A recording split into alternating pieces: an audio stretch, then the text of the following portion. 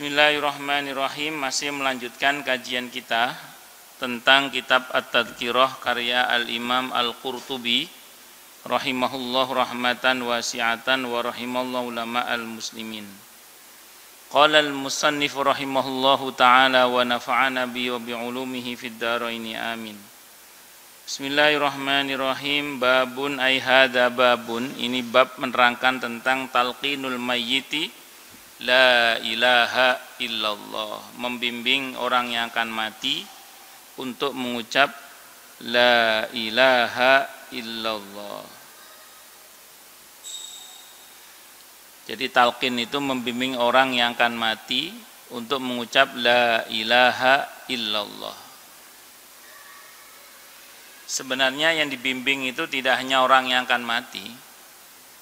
Kita yang masih hidup ini pun harus terbiasa pertama mentalkin diri kita sendiri untuk mengucap la ilaha illallah. Kalau bahasanya Nabi, jaddidu imanakum bila ilaha illallah au kama qala. Perbaharui terus imanmu dengan memperbanyak membaca la ilaha illallah. Harapannya kalau kita sudah terbiasa membaca la ilaha illallah dengan lisan dan hati kita, harapannya semoga akhir hayat kita ditutup dengan ucapan tersebut. Amin, Allahumma amin insyaallah. Sehingga semoga semua kita ini husnul khotimah, syahid di jalan Allah Subhanahu wa taala. Amin, Allahumma amin insyaallah. Jadi terus yang lain yang masih hidup pun juga mesti kita talqin. Kayak anak-anak kita itu mesti kita talqin. Kita talqin untuk mengucap dan meyakini serta mengamalkan la ilaha illallah. Sebagaimana Nabi lakukan kepada para sahabatnya dalam sebuah hadis riwayat Ahmad. Hadisnya, seingat saya hadisnya nomor 16.499. Nabi pernah mengumpulkan para sahabat dan Nabi bertanya, apakah ada di antara kalian yang bukan dari kalangan kalian? Kalau bahasa kita, ada enggak yang non muslim di sini? Ya, jadi istilah non muslim itu Nabi pernah pakai juga. Jadi ada enggak di antara kalian yang selain dari kalian? Jadi bahasa kita yang non muslim. Kata para sahabat, tidak ya Rasulullah, kami semuanya muslimin di sini. Kata Nabi, angkat tangan kalian, ikuti yang saya ucapkan. La ilaha illallah. Sahabat ngikuti, la ilaha illallah. Itu Nabi mentalkin para sahabat semasa mereka masih hidup, bukan akan mati saat itu. Bukan dalam kondisi sakaratul maut maksud saya, tapi dalam kondisi masih seger buger. Nah, mentalkin orang yang akan mati ini sangat penting, terutama karena kita tahu dalam hadis yang sahih yang kemarin sudah kita bahas, hadis riwayat Ahmad, Abu Daud, Ibnu Majah. Kata Imam Al-Qurtubi hadisnya sahih dari semua jalur periwayatannya. Karena orang ketika mau mati, setan itu merapat, mendekat. Setan itu merapat, mendekat, menyerupai orang-orang yang sudah mati dari keluarganya yang dia hormati. Untuk memalingkan yang bersangkutan dari la ilaha illallah. Makanya kita patut menemani, membimbing orang yang akan mati itu, harapannya semoga dia tidak terkecoh, tidak berpaling dari la ilaha illallah. Karena saat itu setan mendekati orang yang akan mati itu. Makanya kita talqin dengan talqin apa tadi? La ilaha illallah. seseorang itu setan mendekat kepadanya ketika mau mati. Dan saya ulang, mereka menyerupai orang-orang yang mereka hormati, terutama ayah ibunya yang sudah mati, untuk memalingkan yang bersangkutan dari la ilaha illallah. Ya, jangankan kelas kita ya. Imam Ahmad ibn Hanbal rahimahullah, ini ulama yang dikenal dengan Imamus Sunnah. Kalau Imam Syafi'i kan Nasirus Sunnah. Kalau ini Imamus Sunnah, gurunya Imam Bukhari, dikenal hafal 1 juta hadis. Imam Ahmad bin Hanbal rahimahullah satu saat ketika beliau sakit dalam posisi mengalami sakaratul maut, saat itu putranya namanya Abdullah yang nulis Musnad Ahmad bin Hanbal itu mentalkin ayahnya la ilaha illallah. Beliau mengatakan tidak, dinoleh ke kiri, dikejar oleh putranya, la ilaha illallah. Enggak, kata beliau. Ayah ucapkan la ilaha illallah. Tidak, kata Imam Ahmad. Pokoknya beliau enggak. Nanti diceritakan di sini, nanti ada ceritanya di sini nanti di kitab ini. Ternyata qaddarallah, saat itu Imam Ahmad enggak jadi wafat. Imam Ahmad enggak jadi wafat. Maka terus kemudian beliau tersadar, ditanya oleh putranya pas sadar itu, "Bah," kalau bahasa kita, "Abah, kenapa pas saya talqin kemarin jenengan kok ngomong tidak gitu, sambil buang muka gitu?" Kata Imam Ahmad, beliau mengatakan, "Talqinmu la ilaha illallah itu sudah aku ikuti dalam hatiku. Bahkan aku tidak pernah lepas dari la ilaha illallah. Cuman saat kamu menalkin saya itu, setan itu datang sama saya, ngomong ke saya agar saya berpaling dari la ilaha illallah." Saya katakan tidak, kata beliau, tidak. Jadi tidak terhadap setan maksud saya itu, kata beliau. Itu Imam Ahmad yang cerita itu. Itu sekelas Imam Ahmad. Maka merapatnya setan ini harus diantisipasi. Jangan sampai orang yang akan mati itu kemudian kalah oleh setan itu.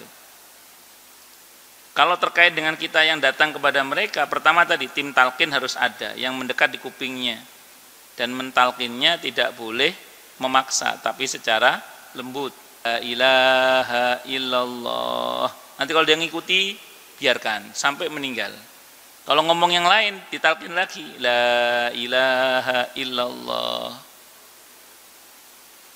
Yang kedua, tim yang membaca ayat-ayat Al-Quran di sekitar itu, tapi agak jauh dikit jaraknya supaya tidak mengganggu konsentrasi talqin. Di Bulughul Maram itu ada hadis yang maknanya oleh para ulama tidak dipersoalkan. Kalau maknanya iqra'u mautakum yasin, bacakanlah orang yang akan mati di antara kalian yasin. Itu ulama tidak mempersoalkan dengan makna seperti itu. Yang ulama beda pendapat, kalau sudah wafat itu ulama beda pendapat. Tapi kalau belum wafat itu ulama sepakat, tidak ada masalah. Apa? Dalam rangka untuk menghalau setan yang akan datang. Walaupun kata para ulama sebenarnya tidak harus yasin, bisa apa saja. Beberapa praktisi ruqyah itu baca surah Ar-Ra'd itu. Nah, itu sebagai bentuk ruqyah agar setan tidak kuat pengaruhnya kepada orang yang akan mati itu. Itu seperti itu. Dan di saat-saat yang menegangkan seperti itu, pentingnya ditemani oleh orang yang soleh. Ditemani oleh orang yang soleh. Karena biasanya keluarga itu tegang biasanya. Apalagi kalau yang mau meninggal itu orang yang sangat dicintai, biasanya tegang. Maka butuh orang soleh yang menemani untuk menenangkan keluarga, untuk menenangkan yang akan mati itu. Allahu Akbar. Supaya yang bersangkutan tadi wafat dalam keadaan husnul khatimah. Terkait dengan kita, kalau terkait dengan kita pada orang lain tadi. Karena kalau terkait dengan kita sendiri yang akan mati misalnya, pastinya nanti akan mati kan kita ini. Maka yang pertama, jangan mengandalkan anak istri kita, keluarga kita, suami, jangan. Santri jangan, andalkan Allah. Terus kita melatih diri kita untuk mengucap la ilaha illallah harapannya walaupun tidak ada yang nalkin kita, kita bisa mandiri dengan izin Allah mengucap la ilaha illallah, karena tidak semua orang meninggal ditemani suaminya, ditemani istrinya. Kalaupun ditemani belum tentu menyadari.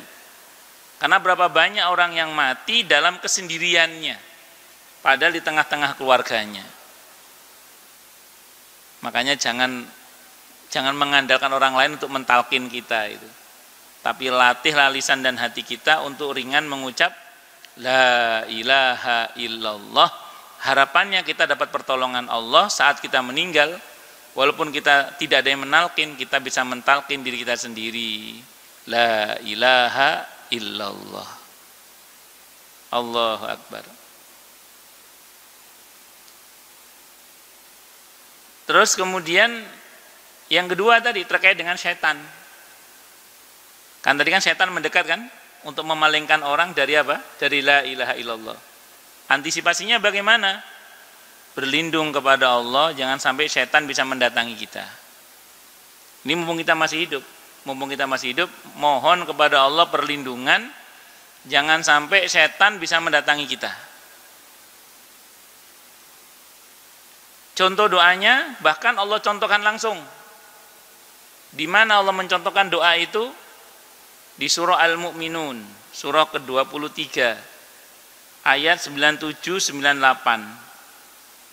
Rabbi a'udzubika min hamazatis syayatin wa a'udzubika rabbi ayyahdurun. Wahai Tuhanku, aku berlindung kepadamu dari godaan setan, dan aku berlindung padamu ya Allah, jangan sampai setan bisa mendatangiku. Itu 97-98. 99 Allah bercerita tentang kematian. Nah, jadi doa itu, doa tentang perlindungan kepada Allah dari setan, agar setan jangan sampai bisa mendatangi kita, itu ayat itu di 97-98 surah Al-Mu'minun, persis sebelum Allah membahas tentang kematian. Berarti ini penting sekali untuk kita baca. Tidak ada dosisnya pagi dan sore, cuman saya biasanya baca doa ini pagi dan petang. Ketiga, terkait dengan supaya kita husnul khotimah, selamat iman Islam kita, maka jangan pernah meremehkan doa ya muqallibal qulub sabbit qalbi ala dinik. Wahai Allah yang maha membolak-balikan hati, tetapkanlah hatiku atas agamamu. Jangan meremehkan doa Rabbana la tuzigh qulubana ba'da id hadaitana wa hab lana min ladunka rahmah innaka antal wahhab. Itu ada di surah Ali Imran ayat 8. Jadi Rabbana la tuzigh qulubana ba'da id hadaitana wa hab lana min ladunka rahmah innaka antal wahhab. Malah Al-Imam Al-Qurtubi rahimahullah mengutip riwayat di sini nanti. Ketika menjelaskan ayat itu, orang yang baca Rabbana la tuzigh qulubana ba'da id hadaitana wa hab lana min ladunka rahmah innaka antal wahhab, itu nanti ketika menjelang matinya bahkan dia akan ditemani oleh malaikat Jibril untuk membimbing orang itu supaya husnul khatimah. Allahu Akbar. Nah, kata Imam Al-Qurtubi, yang rajin baca Rabbana la tuzigh qulubana ba'da id hadaitana wa hab lana min ladunka rahmah innaka antal wahhab, beliau mengutip beberapa, nanti insyaallah kita akan ketemu di belakang ya.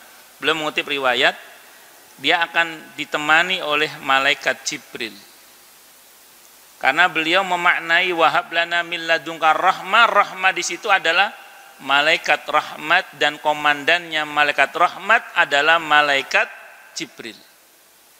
Maka akan turun. Dan dalam riwayat yang dikutip Imam Al-Qurtubi, malaikat Jibril itu memperkenalkan diri sebelum salam. Jadi salam dulu, assalamualaikum, waalaikumsalam. Amma ta'rifuni, apakah Anda mengetahuiku? Kata yang mati, enggak, saya enggak tahu. La adriman anta, siapa kamu? Ana Jibril, saya Jibril. Amaroni Allah, Allah mengutus saya untuk menemani Anda. Bayangkan ada orang mau mati ditemani malaikat Jibril. Terus tidak lama, dalam hadis yang tadi saya katakan lewat Ahmad, Abu Daud, kan malaikat maut turun kan? Malaikat maut turun, di situ ada malaikat Jibril. Kira-kira hormat apa hormat? Oh, ini komandannya malaikat di situ ya. Komandannya malaikat di situ. Maka malaikat maut akan hormat kepada orang yang akan mati ini. Oh, berarti ini orang baik ini. Makanya Imam Al-Qurtubi mengkaitkan dengan firman Allah di surah An-Nahl, surah ke-16 ayat 32 itu, tentang orang yang bertakwa yang akan mati itu. Allah katakan apa? Alladzina tatawaffahumul malaikatu thayyibina yaquluna salamun alaikum. Surah ke-16 ayat 32. Orang yang bertakwa itu adalah orang yang baik yang diwafatkan oleh para malaikat utusan Allah dengan cara yang baik, dan SOP-nya mereka para malaikat maut harus mengucap salam. Salamun alaikum, permisi dulu. Ya, gimana enggak permisi? Wong ditemani oleh malaikat Jibril. Dan malaikat Jibril ini komandannya malaikat rahmat. Makanya tadi yang utama ringankan lisan dan hati untuk mengucap la ilaha illallah. Yang kedua, apa tadi? Jangan lupa berdoa, jangan sampai setan bisa mendatangi kita. Doanya tadi ada di surah Al-Mu'minun ayat 97-98. Rabbi a'udzubika min hamazati syayatin wa a'udzubika rabbi ayyahdurun. Terus yang ketiga, jangan lupa berdoa agar iman Islam kita dijaga oleh Allah. Ya muqallibal qulub, tsabbit qalbi ala dinik. Atau Rabbana la tuzigh qulubana ba'da id hadaitana wa hab lana min ladunka rahmah innaka antal wahhab. Nah, mentalkin orang yang masih hidup, kayak anak kita, pasangan kita, diri kita sendiri dengan la ilaha illallah, berarti apa? Menancapkan makna la ilaha illallah itu dalam kehidupan kita sehari-hari, dan itu diyakini dan dipraktekkan dalam kehidupan sehari-hari. La ilaha illallah, tidak ada Tuhan selain Allah, karena selain Allah itu bukan Tuhan. Tidak ada sesembahan yang hak kecuali Allah, maka kita beribadah hanya kepada Allah. Tidak ada yang bisa memberikan rezeki saya kecuali Allah, tidak ada yang bisa membahagiakan saya kecuali Allah, tidak ada yang bisa memuliakan saya kecuali Allah, tidak ada yang bisa menyembuhkan saya kecuali Allah, tidak ada yang bisa melapangkan hidup saya kecuali Allah, tidak ada yang bisa menyelesaikan masalah saya kecuali Allah. Allah menafikan makhluk, menetapkan Allah. Menafikan makhluk, mengisbatkan Allah. Jadi itu yang kita yakini.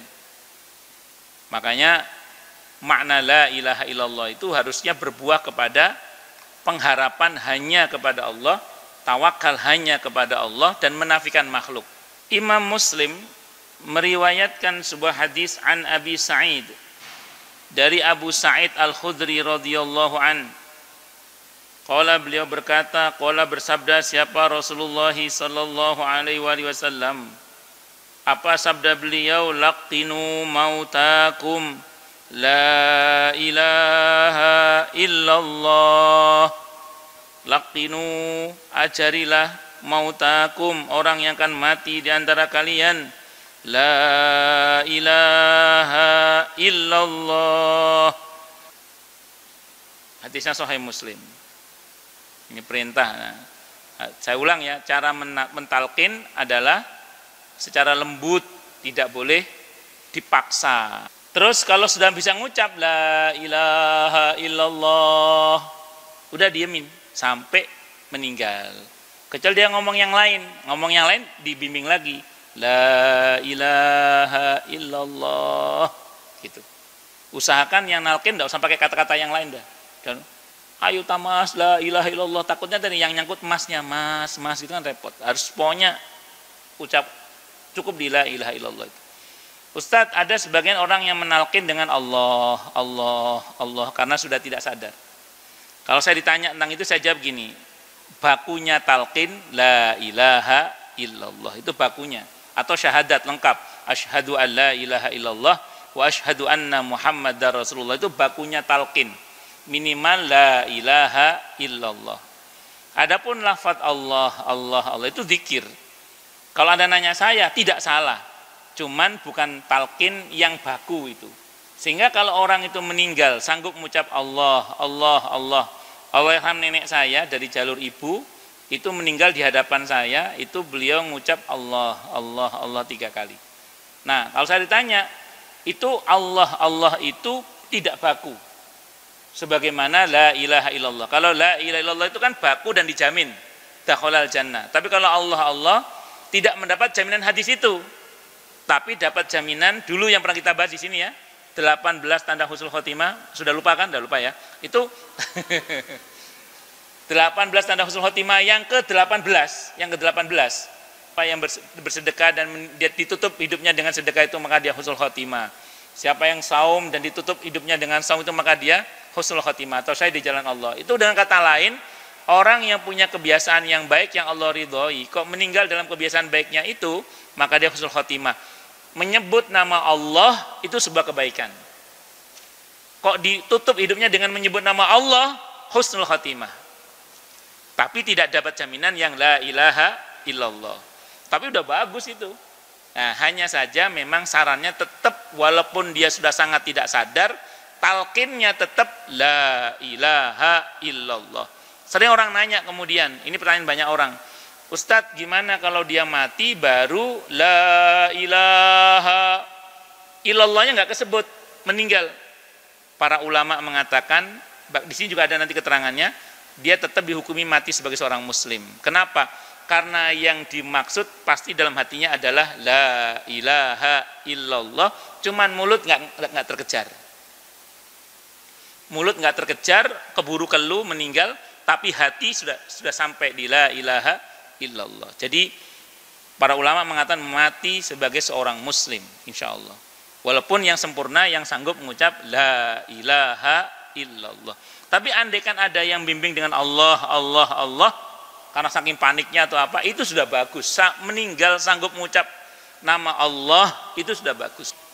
Maka apabila akan mati seseorang itu, apabila seorang itu akan mati, maka ajarilah yang bersangkutan itu la ilaha illallah.